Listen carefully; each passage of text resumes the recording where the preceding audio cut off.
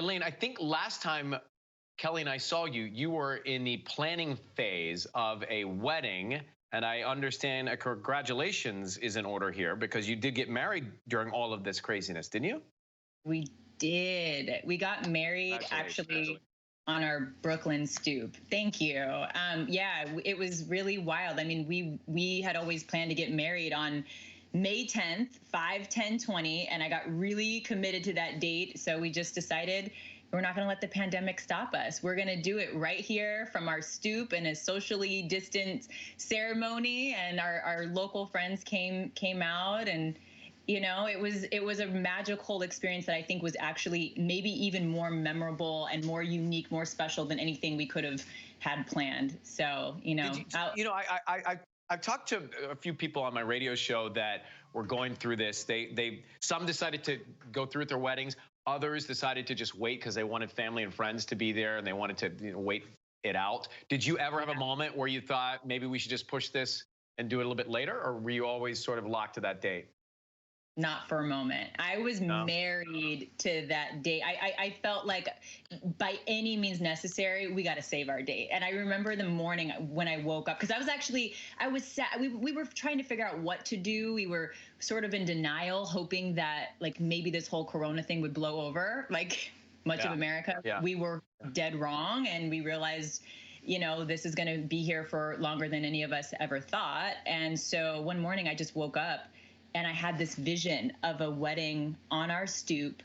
And I walked into Jonathan's office and in the other room, and I just said, we're getting married on 5/10/20 on our original date, no matter what, even if we have to do it in our sweats right here on our stoop. And then the excitement just started up all over again. And so we kind of went from being sad about potentially having to lose our big day to really being excited about reimagining what it could look like even in these times. And it ended up bringing so much joy and I think needed, necessary light to some pretty dark times. So it's like our fondest memory of the quarantine, for sure. I just saw you on the cover. I think we have this shot of the knot where you do look so happy and so beautiful.